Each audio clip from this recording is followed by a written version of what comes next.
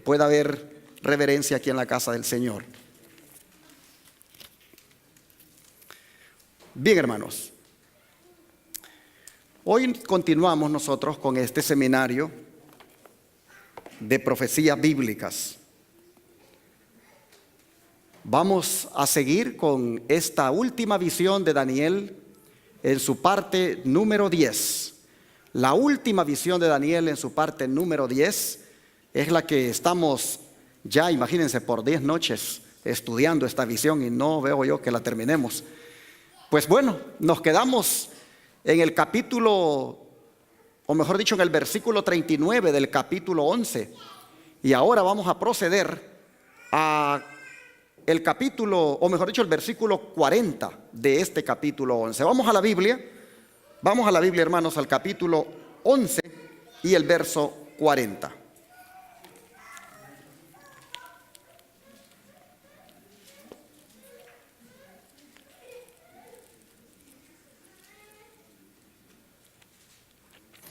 Daniel capítulo 11 y el versículo 40.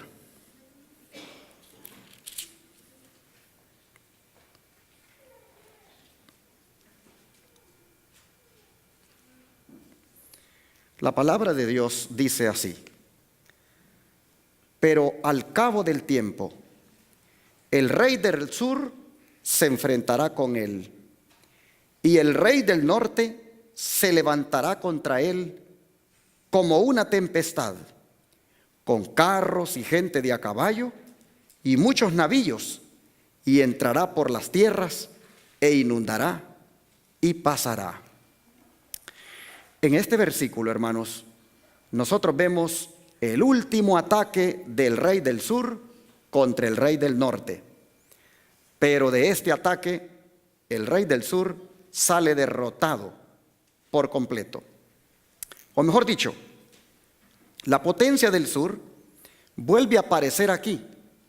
Pero vamos a nosotros mirar, posiblemente no esta noche, pero en los sucesivos estudios, vamos a ver que el rey del sur, por fin, queda como un seguidor del rey del norte. Este último ataque del rey del sur contra el rey del norte está colocado en un momento preciso de la historia, porque dice el versículo que esto sucede al cabo del tiempo. Algunas Biblias han traducido esta expresión, al cabo del tiempo, como al tiempo del fin. Así lo ha traducido la Biblia de las Américas, la Nueva Biblia de los Hispanos, la Nueva Biblia Latinoamericana, la Nueva Traducción Viviente y la Reina Valera de 1977, indicando con esto de que la expresión al cabo del tiempo es justo cuando termina el período de supremacía papal en el año 1798. ¿Cómo es que el rey del sur atacó al rey del norte? Nosotros hemos visto hasta aquí que el rey del norte a esta altura ya no es aquel rey del norte literal, es decir, la Roma imperial, sino que es el rey del norte espiritual, la Roma papal. ¿Cómo es que la Roma papal es atacado por el rey del sur? ¿Y cuál es este rey del sur que lo ataca? Bueno, hermanos, en el año de 1798, y ustedes pueden ver allí en esa foto, aparece el general Berthier para llevarse preso al Papa Pío VI a Francia. Prácticamente al cabo del tiempo. Cuando en el año 1793 la Revolución Francesa dio inicio, 5 años más tarde, se aparece este general Berthier bajo órdenes de Napoleón Bonaparte, aprisiona al Papa Pío VI en el año 1798 y es llevado cautivo de Italia a Francia, donde muere. Este evento decisivo en el cual la Roma papal perdió su poder temporalmente, ese poder político que tenía y su autonomía, esto se le conoce en la Biblia como la herida mortal. El hecho de que el general Berthier se llevara preso al Papa a Francia se le conoce como la herida mortal. Pero la palabra de Dios decía de que la herida mortal que se le infligiera al Papa, esta sería sanada. Si gustan, dejen allí la marca y vámonos a Apocalipsis para comprobar esto que estoy diciendo, que la herida mortal sería sanada. Apocalipsis 13, versículo 3.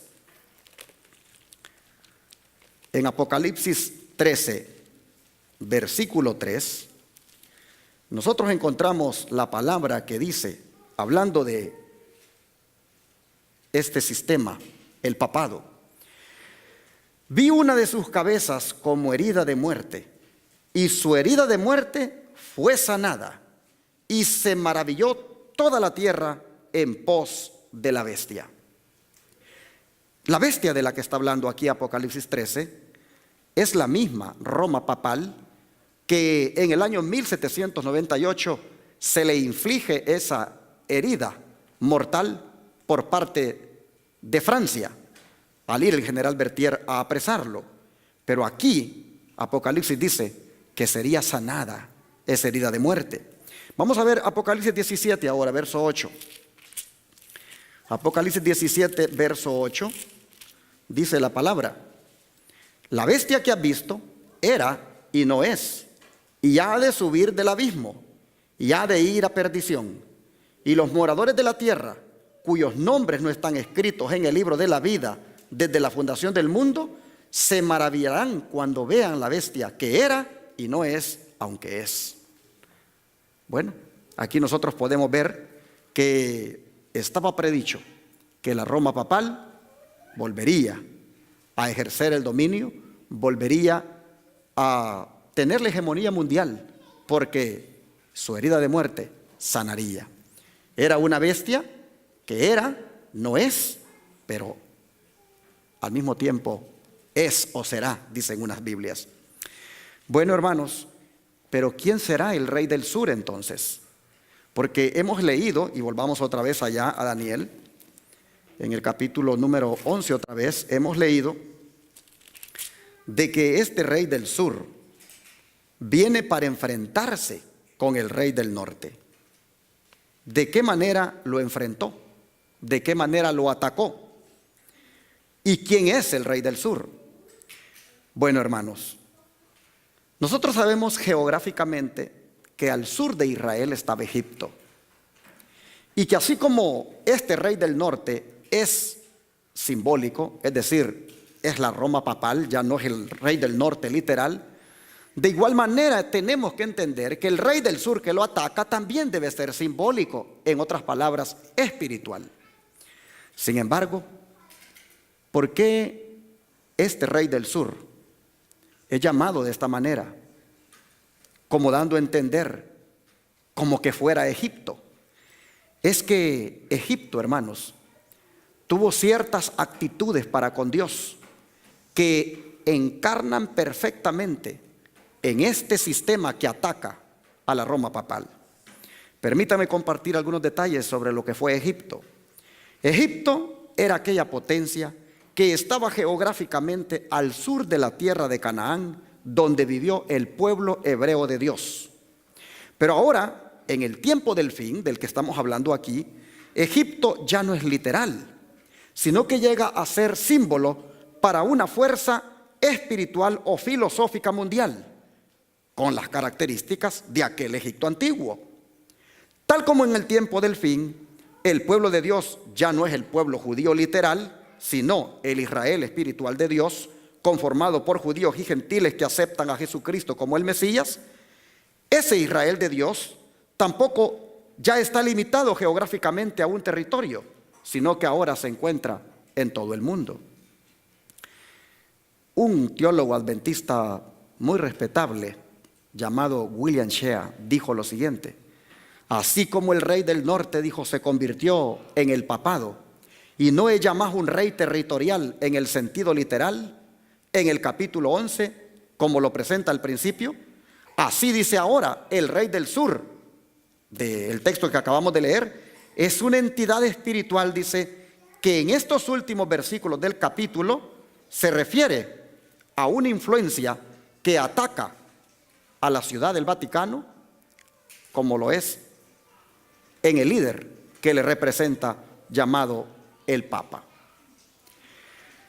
Para nosotros ir teniendo una idea de por qué decimos que el rey del sur representa, en este caso, a Francia, porque el general Berthier llegó de Francia para apresar al Papa y llevarlo allá, tenemos nosotros que mirar si Francia en alguna manera ha, valga, digamos esta palabra, encarnado los principios de los egipcios. Miren, por ejemplo, lo que dicen las escrituras de los egipcios. Vamos a leer Isaías 31, versículo 1 y 3. Isaías 31, versículo 1 y 3. Ay de los que descienden a Egipto por ayuda y confían en caballos y ponen su esperanza en carros, porque son muchos, y en caballeros, porque son valientes, y no miraron al Santo de Israel, ni buscaron a Jehová. Versículo 3. Y los egipcios hombres son, y no Dios, y sus caballos carne, y no espíritu, de manera que al extender Jehová su mano, caerá el ayudador, y caerá el ayudado, y todos ellos desfallecerán a una. Egipto siempre fue una potencia que reemplazó la fe en el verdadero Dios por la fe en la humanidad y su poder, como está ilustrado en este texto que acabamos de leer. En el rey del sur del tiempo del fin, hermanos, que ataca al rey del norte simbólico, o sea, el papado, vemos nosotros que reaparecen las características ateas del tiempo antiguo. Pues miren cómo Egipto pensaba acerca de Dios. Vamos a leer Éxodo 5, versículo 2. Éxodo capítulo 5 y versículo 2.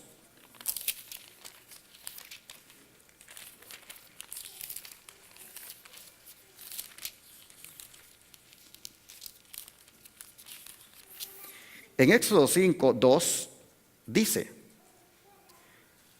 y Faraón respondió: ¿quién es Jehová para que yo oiga su voz y deje ir a Israel? Yo no conozco a Jehová, ni tampoco dejaré ir a Israel. Así lo dijo el faraón egipcio. Nosotros vemos entonces en esta descripción de Egipto cómo su carácter es ateo. Y vemos nosotros aquí cosas como el racionalismo, el agnosticismo, el humanismo con sus leyes y derechos, y que están opuestos a los derechos y leyes divinas. Así que este espíritu de Egipto, de ateísmo, de racionalismo, en el rey del sur que ataca al papado, se vio claramente ejemplificado.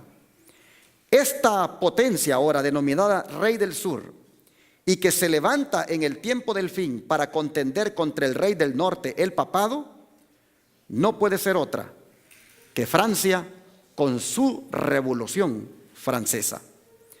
Fue Francia quien al cabo de los 1260 años de soberanía papal, en el 1798, marcó el inicio del tiempo del fin, porque vino como potencia, siendo la bestia del abismo de la cual Apocalipsis habla, vino con todo este espíritu de Egipto para propinar al papado esta herida de muerte.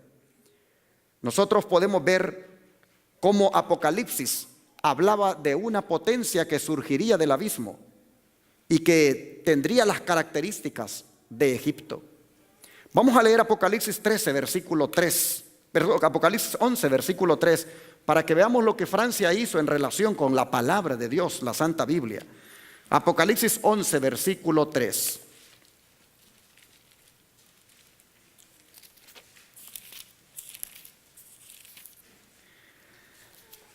Aquí tenemos el versículo que dice: daré potestad a mis 2 testigos, y ellos profetizarán por 1260 días vestidos de cilicio. Ahora vea el 7 y 8. Y cuando ellos hubieren acabado su testimonio, la bestia que sube del abismo hará guerra contra ellos, y los vencerá y los matará. Y sus cadáveres yacerán en la plaza de la gran ciudad, que espiritualmente es llamada Sodoma y Egipto, donde también nuestro Señor fue crucificado. Hermanos, 2 testigos, habla aquí la palabra de Dios. Los intérpretes de la Biblia han concordado que estos 2 testigos son el Antiguo y el Nuevo Testamento, que estuvieron profetizando por 1260 días durante la soberanía papal, pero lo hicieron vestidos de cilicio. Estaba escrito que cuando acabaran su testimonio en 1798, una bestia surgiría del abismo, la cual no es otra que la Revolución Francesa, y que se encargaría de hacer guerra contra estos 2 testigos, el Antiguo y el Nuevo Testamento. Y está escrito aquí que los vencería y los mataría, es decir, prohibiría y destruiría la Biblia y haría guerra también esta bestia del abismo al catolicismo, infligiéndole la herida mortal. Dice que sus cadáveres estarían en la plaza de la grande ciudad, que en sentido espiritual se llama Sodoma y Egipto, donde también nuestro Señor fue crucificado. El versículo nos está diciendo, hermanos, que todo esto ocurriría en el tiempo del fin. Y aquí nosotros vemos a Egipto utilizado en un sentido espiritual, es decir, simbólico, que ya no puede interpretarse literalmente. Y hay que saber que tal como Egipto, también Sodoma, estaban geográficamente al sur de Palestina, y así refuerzan el concepto del rey del sur como potencia atea, Egipto, y licenciosa Sodoma. ¿Por qué la Biblia menciona a Francia como alguien que surgiría del abismo? ¿Qué significa abismo en la palabra de Dios? El abismo está definido en las Sagradas Escrituras como un lugar vacío, de desorden y oscuridad. Génesis 1, verso 2, vamos a leerlo para que miremos cómo la Biblia presenta el abismo. Génesis 1, verso 2. Cuando Dios hizo este mundo, dice: la tierra estaba desordenada y vacía, y las tinieblas estaban sobre la faz ¿de dónde? Del abismo, y el Espíritu de Dios se movía sobre la faz de las aguas. Como ven ustedes, la bestia del abismo se llama espiritualmente Egipto, sinónimo de ateísmo, y Sodoma, sinónimo también de decadencia moral, libertinaje y licencia. La grande ciudad mencionada allá en el Apocalipsis es la grande ciudad de Babilonia, y es el título dado a Francia durante su espantosa revolución. En esta Francia babilónica hemos leído que Jesús fue crucificado simbólicamente. Sabemos que Jesús es el verbo de Dios, es decir, la palabra de Dios. Y lo que el versículo da a entender en Apocalipsis es que la palabra de Cristo fue muerta, fue crucificada durante la Revolución Francesa. Esto entendemos mejor sabiendo que Jesús y su palabra son una unidad inseparable. Francia, con su revolución, en el año de 1793, su asamblea legislativa acordó de que el evangelio no se predicara más. La Asamblea Constituyente francesa promulgó un decreto para prohibir la Biblia y aún más, que fuera quemada. Quiero leerles lo que apareció escrito en la revista Blackwood en noviembre de 1870. Escuchen. Francia, dice, ha sido la única nación del mundo acerca de la cual consta en forma auténtica que fue una nación erguida en rebelión contra el autor del universo. Muchos blasfemos, muchos infieles hay y seguirá habiéndolos en Inglaterra, Alemania, España y en otras partes. Pero Francia es la única nación en la historia del mundo que por decreto de su asamblea legislativa declaró que Dios no existe, cosa que regocijó a todos los habitantes de la capital, y entre una gran mayoría de otros pueblos cantaron y bailaron, hombres y mujeres, al aceptar de que Dios no existe. El ateísmo surgió en Francia cuando en este año 1793 se emitió tal decreto. Estos dos testigos, como son el Antiguo y el Nuevo Testamento, que durante 1260 días profetizaron y al cabo de ese tiempo de soberanía papal fueron muertos en 1798, en ese lugar llamado Egipto espiritual donde Jesús fue crucificado. Allí la Biblia fue rechazada y la diosa de la razón fue entronizada. Así que el rey del sur, que en el tiempo del fin contendía contra el rey del norte, la Roma papal, era la revolución atea francesa. La sierva del Señor tiene algo que decir con respecto a esto. Ella dice: en el siglo XVI, la Reforma, presentando a los pueblos la Biblia abierta, procuró entrar en todos los países de Europa. Algunas naciones le dieron la bienvenida como a mensajera del cielo. En otros países, el papado consiguió hasta cierto punto cerrarle la entrada. Y la luz del conocimiento de la Biblia, con sus influencias ennoblecedores, quedó excluida casi por completo. Hubo un país donde, aunque la luz logró penetrar las tinieblas, no permitieron apreciarla. Hubo un país donde, aunque la luz logró penetrar, las tinieblas no permitieron apreciarla. Durante siglos, la verdad y el error se disputaron el predominio. Triunfó al fin el mal y la verdad divina fue desechada. Esta es la condenación, que la luz ha venido al mundo y los hombres amaron más las tinieblas que la luz. Aquella nación tuvo que cosechar los resultados del mal que ella misma se había escogido. El freno del Espíritu de Dios le fue quitado al pueblo que había despreciado el don de su gracia. Se permitió al mal que llegase a su madurez y todo el mundo pudo palpar las consecuencias de este rechazamiento voluntario de la luz. Conflicto de los siglos, página 269. Pero todavía no nos ha dicho qué nación fue esa.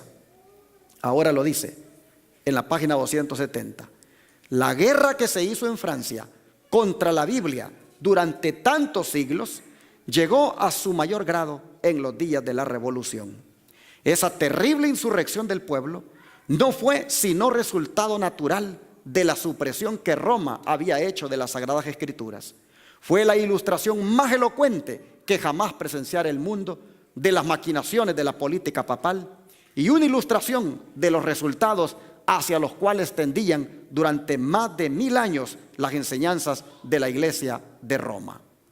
La supresión de las Sagradas Escrituras durante el período de la supremacía papal había sido predicha por los profetas, y el revelador había señalado también los terribles resultados que iba a tener especialmente para Francia el dominio del hombre de pecado.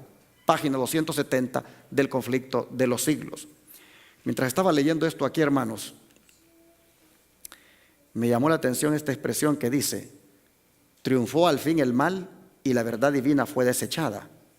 Aquella nación, dice, tuvo que cosechar los resultados del mal que ella misma se había escogido. El freno del Espíritu de Dios le fue quitado al pueblo que había despreciado el don de su gracia. Se permitió al mal que llegase a su madurez y todo el mundo pudo palpar las consecuencias de este rechazamiento voluntario de la luz. Mientras leía esto pensé cómo Francia ha sido noticia en estos últimos tiempos, con esos ataques que ha estado recibiendo, con esos atentados terroristas. Y la sierva del Señor dice que Francia tuvo que cosechar los resultados del mal que ella misma escogió, y que el freno del Espíritu de Dios le fue quitado porque había despreciado el don de su gracia. En una red de pastores en la cual estoy allí suscrito, en los días justamente cuando ocurrieron los atentados de Francia, salieron a relucir estas palabras de Ellen White, en el sentido de, ¿por qué 2 atentados seguidos? Es que Francia en su tiempo realmente fue soberbia con Dios. Llegó a ese extremo de que su asamblea constituyente dictaminara que Dios no existe, y sus ciudadanos un día se regocijaron por eso. Pareciera ser como que todavía vienen recuerdos para Francia con estas cosas que le pasan por aquellas cosas que un día hizo. Creo que es una amonestación. Cuando nosotros nos retiramos de Dios, cuando una nación se retira de Dios, pues el Espíritu de Dios que todavía la protege también se retira. Y entonces el enemigo hace lo que quiere con esa nación. Bueno, nosotros hemos visto hasta aquí que Francia con su revolución ha sido el rey del sur que ha atacado al papado, infligiéndole esa herida de muerte. Al declarar que Dios no existe, se vuelve aún contra el catolicismo y lleva preso al Papa Pío VI para que muera allí en Francia. El rey del sur en el tiempo del fin contendía contra el rey del norte, la Roma papal, y este no es otro que fue la Revolución Francesa atea. Sin embargo, hermanos, ¿qué pasó después del ateísmo? Después del ateísmo, la Revolución Francesa le pasó la corona a su heredero directo, la Revolución Rusa y bolchevique. Es por eso que el comunismo marxista es el sucesor histórico y descendiente directo de la Revolución Francesa. Karl Marx, padre del socialismo científico y del comunismo moderno, dijo en 1844 que la religión era el opio del pueblo.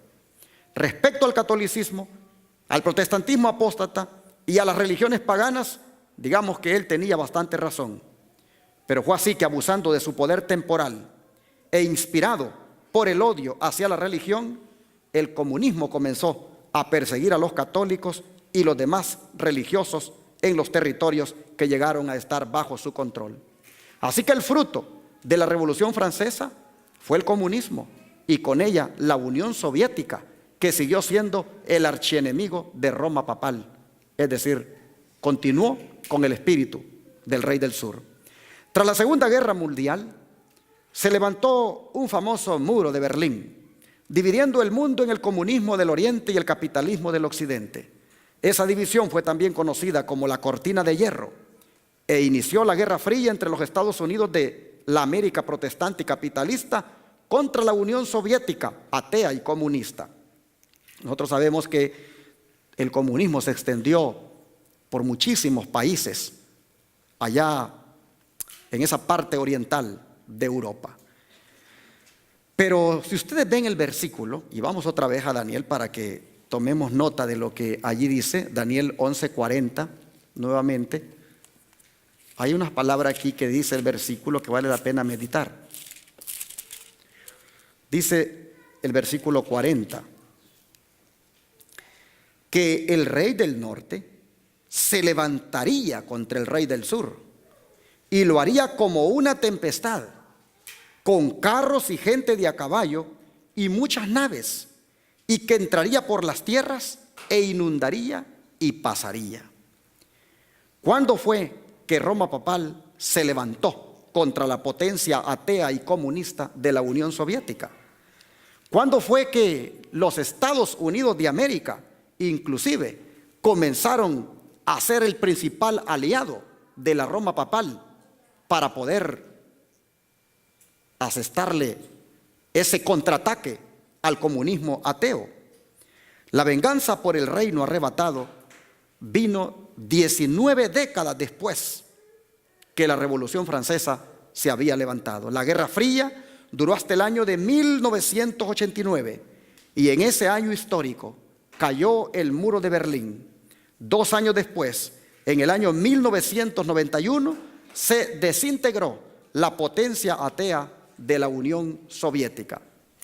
¿Quién fue el que hizo todo esto? ¿Quién hizo caer el bloque comunista tras la cortina de hierro y con ella también a la Unión Soviética? ¿Quién estaba recuperando su herida de muerte y vengándose de aquello que un día le hizo el ateísmo, bueno, no fue otro, ni más ni menos que el Vaticano.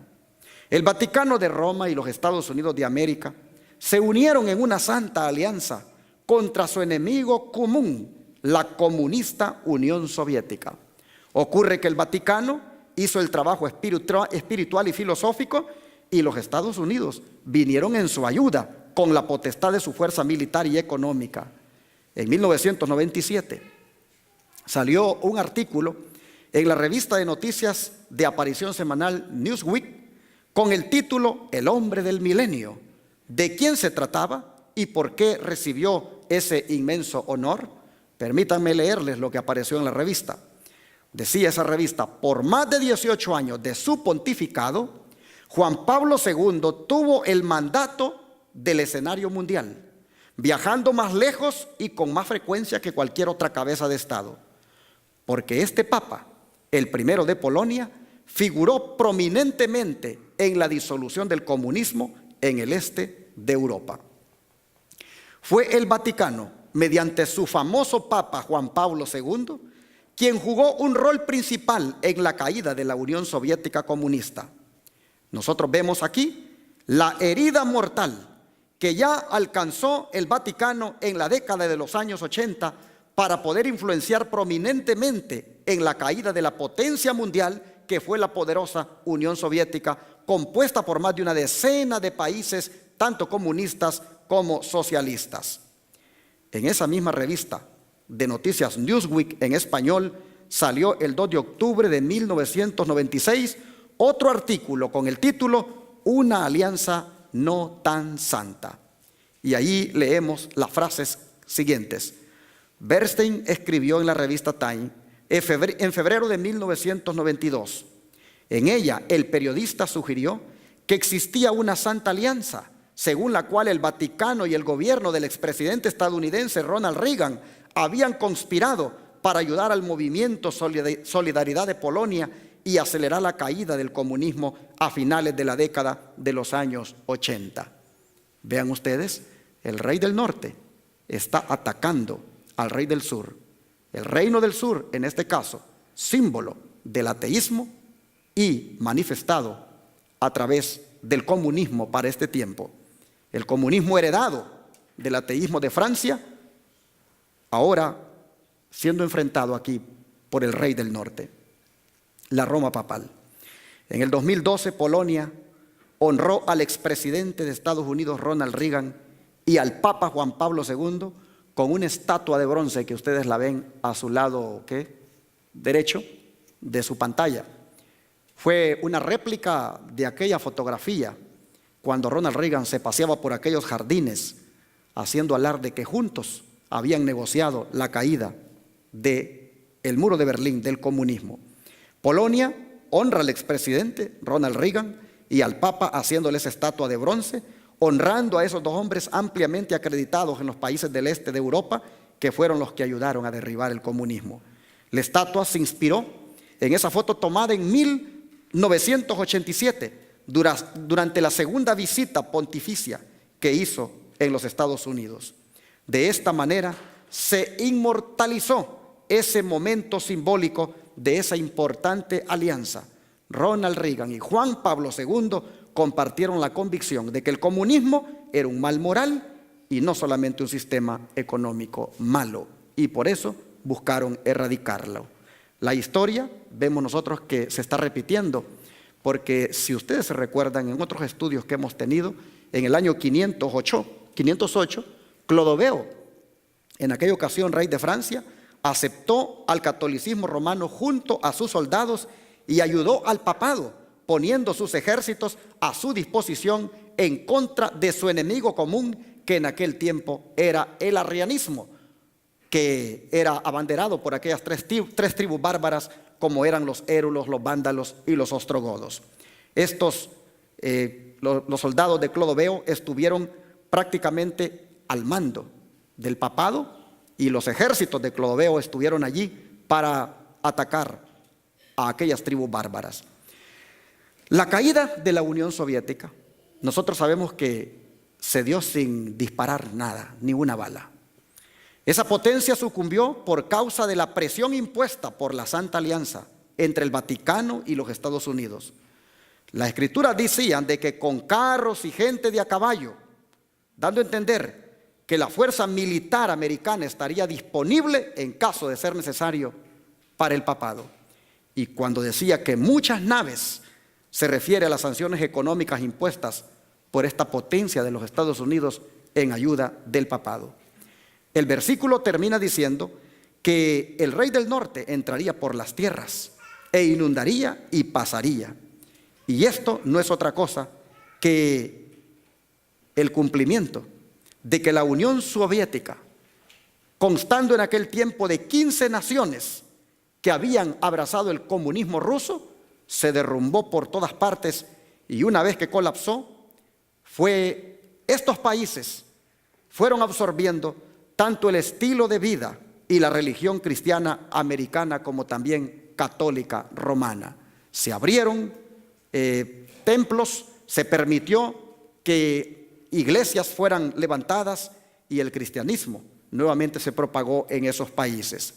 El primer territorio que Roma necesitaba conquistar después de su herida mortal prácticamente ha sido conquistado ya, porque tanto el ateísmo como el comunismo están en vías de extinción.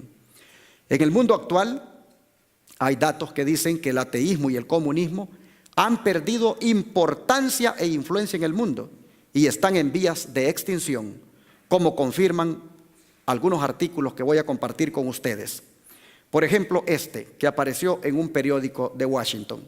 Dice: un reciente estudio reveló que los ateos, los agnósticos y otras personas que se consideran no afiliadas con religión alguna se encuentran en franca extinción, y que para el año 2050 representarán una pequeña fracción en declive de la población mundial. La investigación, el futuro de las religiones del mundo, proyecciones de crecimiento de población realizada por el Centro Pew de los Estados Unidos, arrojó como uno de sus resultados que ateos, agnósticos y otras personas que no se afilian a ninguna religión, a pesar de estar aumentando en países como los Estados Unidos y Francia, representarán una parte cada vez menor de la población total del mundo. La población no afiliada a religiones, es decir, ateos y agnósticos, representan hoy por hoy el 16.4% de la población mundial. Eso se decía en el 2010. Y que para el 2050 su porcentaje descendería a un 13.2%, siendo superados por los creyentes hindúes. Esto nos dice de que este enemigo, este rey del sur, estaba prácticamente siendo anulado. Otro artículo que apareció en otro periódico dice: el Papa Francisco rompe el hielo entre Estados Unidos y Cuba. Desde que lo eligieron hace poco más de un año, el Papa Francisco ha sido protagonista de cambios en la humanidad. Ayer, decía el periódico, marcó un nuevo hito. Estados Unidos y Cuba recomenzaron sus relaciones después de 53 años de separación, gracias a la intervención del Papa. Hoy nos da otra lección. El Papa Francisco literalmente logró romper el hielo que por más de 5 décadas se formó entre estadounidenses y cubanos. El mundo vive una nueva etapa que podría decirse que es el verdadero fin de la Guerra Fría. Fue este pontífice argentino quien decidió llamar a la cordura y pedir cordialmente a las naciones que dieran un paso al frente y que mostraran al orbe la forma moderna de hacer política, de limar asperezas y dejar de lado los celos propios de los gobiernos, cada uno con lo suyo, uno capitalista y el otro socialista. Según informó la propia Casa Blanca, el Papa Francisco le mandó una carta considerada extraordinaria tanto a Barack Obama como a Raúl Castro, en la que le pedía a los dos terminar con sus frías relaciones. Tras esa primera comunicación, los dos presidentes vieron una oportunidad real, y fue así como iniciaron las reuniones secretas en el Vaticano, las que hoy acaban con un hecho histórico. Estados Unidos y Cuba reanudarán sus relaciones diplomáticas, empezando por la apertura de una embajada en La Habana, de acuerdo con declaraciones de un alto funcionario cercano a Obama, a los medios norteamericanos, la discusión habría comenzado luego de que el sumo pontífice presionara a los mandatarios para que buscaran una relación más cercana. Todo esto ya es pasado. La embajada ya se abrió y las relaciones van viento en popa. Bueno, pero estamos mirando nosotros cómo los periódicos aquí en los Estados Unidos reconocían la mano del papado. Ya está derrotando al ateísmo, ya está derrotando al comunismo, aún los pocos bastiones que le van quedando. Bueno, dice el gobierno del Vaticano fue el único que estuvo presente en aquellas reuniones entre Barack Obama y Raúl Castro. Participó activamente el Vaticano durante las negociaciones. La idea de comenzar con el diálogo, asegura el presidente Obama, surgió durante una visita a su santidad en marzo anterior, en la cual Francisco parece que le hizo un llamado de atención para dejar atrás tensas relaciones que no han aportado nada a ninguno de los dos países ni al resto de las naciones. Cuba había sido uno de los temas que más discutió Obama durante su reunión con el Papa. Dijo el funcionario presidencial: la negociación se mantuvo en absoluta reserva hasta que ayer concluyó en una reunión secreta en el Vaticano. El funcionario de la Casa Blanca concluyó indicando que el acuerdo final se cerró en el Vaticano con oficinas facilitadas por el propio Papa Francisco. Obama y Castro mantuvieron una reunión por 45 minutos y tras finalizar dieron la noticia al mundo entero. Barack Obama dijo a su país, conmovido y agradecido primeramente al Papa Francisco: las décadas de aislamiento de Cuba por parte de Estados Unidos no han conseguido el perdurable objetivo de promover el surgimiento de una Cuba estable, próspera y democrática. Mientras que por el otro lado, Raúl Castro dijo: quiero agradecer y reconocer el apoyo del Vaticano y especialmente al Papa Francisco, el mejoramiento de las relaciones entre Cuba y los Estados Unidos. Ustedes, hermanos, pueden ver que este rey del norte no está tranquilo, no está quieto, está muy ocupado haciendo lo que tiene que hacer. Leo otro artículo en relación con lo que ocurrió con Cuba. Cuba construye la primera iglesia católica desde que Castro llegó al poder, dijo el periódico. Una ciudad en Cuba se establece para construir una nueva iglesia católica. La primera iglesia que se ha construido desde que Fidel Castro llegó al poder en 1959. Y Raúl Castro dijo estas palabras: si el Papa sigue hablando así, volveré a la iglesia católica. Un comunista. Si el Papa sigue hablando así, volveré a la iglesia católica. El presidente de Cuba, Raúl Castro, que se encuentra en el Vaticano, ha anunciado que el Papa Francisco le cae tan bien que podría volver al catolicismo, informó el periódico La Nación. Dijo: si el Papa sigue hablando así, tarde o temprano empezaré a rezar otra vez y volveré a la iglesia católica. No es broma. Así afirmó el líder cubano. Raúl Castro le ha agradecido al Papa Francisco su rol activo en favor de una mejora en las relaciones entre Cuba y Washington. Así que no nos sorprende, hermanos, que en un cercano futuro el Vaticano también se involucre para que caiga el firme bastión del comunismo que todavía queda allá en Corea del Norte. La herida de muerte ha sido sanada y está propinando las derrotas al rey del sur, como fue el ateísmo y el comunismo. Todo lo que nosotros vemos hoy había sido predicho cientos de años antes, para que nosotros pudiéramos entender cómo realmente el enemigo de Dios ha obrado y está obrando en este tiempo. Voy a terminar leyendo las palabras de Isaías 46 y les invito a que abran la Biblia en Isaías 46, versículo 9.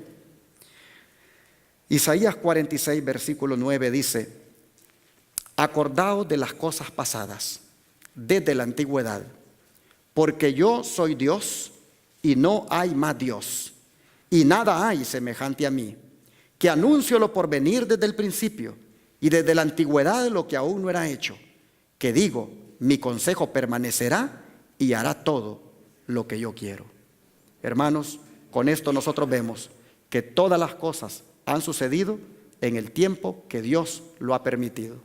Ha sido predicho con anticipación el surgimiento de potencias, Ha sido predicho con anticipación el surgimiento de personajes.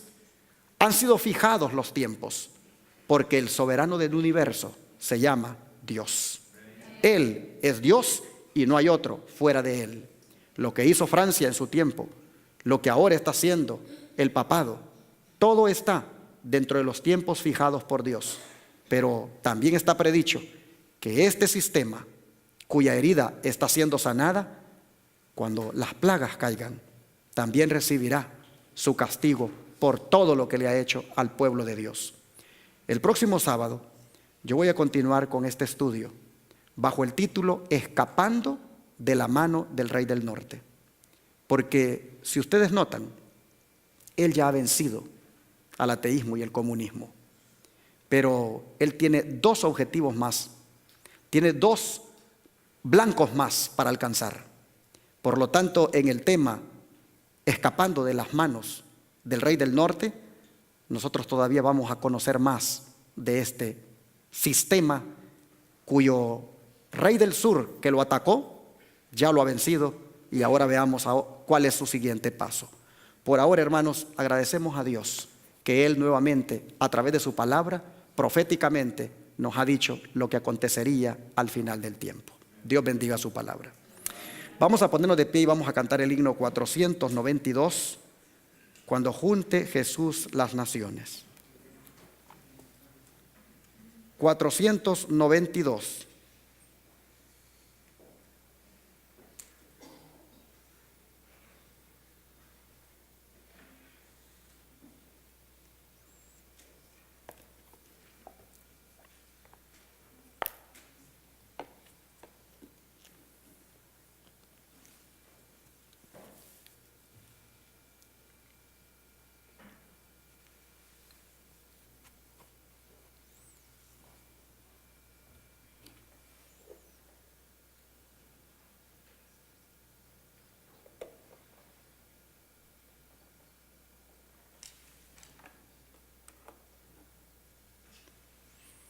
Bueno, mientras los hermanos allá nos ponen el himno, antes que me lo pongan, por favor, quiero leer unas declaraciones de la hermana Guay aquí, que no leí. Escuchen las hermanos, lo que la sierva del Señor dice en relación con el papado.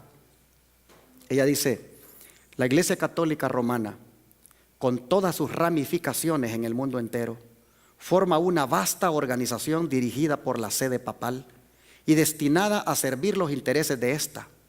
Instruye a sus millones de adeptos en todos los países del globo para que se consideren obligados a obedecer al Papa. Sea cual fuere la nacionalidad o el gobierno de estos, deben considerar la autoridad de la Iglesia como por encima de todas las demás. Aunque juren fidelidad al Estado, siempre quedará en el fondo el voto de obediencia a Roma, que los absuelve de toda promesa contraria a los intereses de ella. Esto está escrito en el libro Conflicto Inminente, página 62. Sigue diciendo: la historia prueba lo astuta y persistente que es en sus esfuerzos por inmiscuirse en los asuntos de las naciones y para favorecer sus propios fines, aún a costa de la ruina de príncipes y pueblos. Una vez que logró entrar, en el año 1204, el Papa Inocencio III arrancó de Pedro II, rey de Aragón, este juramento extraordinario. Escuchen: yo, Pedro, rey de los aragoneses, declaro y prometo ser siempre fiel y obediente a mi señor, el Papa Inocencio, a sus sucesores católicos y a la Iglesia romana, y conservar mi reino en su obediencia, defendiendo la religión católica y persiguiendo la perversidad herética. Esto está en armonía con las pretensiones del pontífice romano, con referencia al poder de que él tiene derecho de deponer emperadores y de que puede desligar a los súbditos de la lealtad debida a gobernantes perversos. Usted puede leer en Conflicto Inminente, página 62, un libro de la sierva del Señor. Con todas estas evidencias, nosotros podemos ver cómo respaldan la Biblia y los hechos históricos de que no estamos equivocados en la interpretación que hacemos como adventistas y que también fue hecha por los reformadores en la Edad Media. Vamos a cantar el himno 492, que fue el primero que entonamos.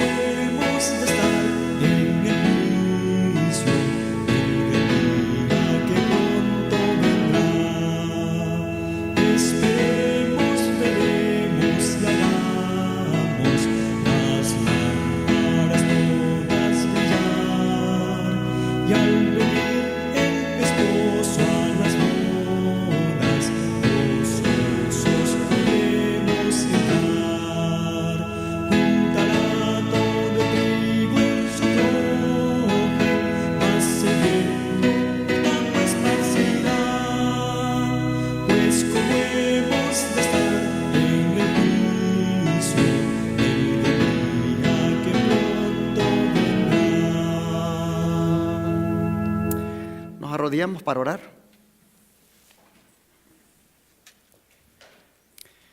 Te damos gracias, Padre Celestial, porque tu palabra es revelada, porque tú así lo diste a tus profetas y nosotros tenemos el privilegio ahora de entender esas revelaciones.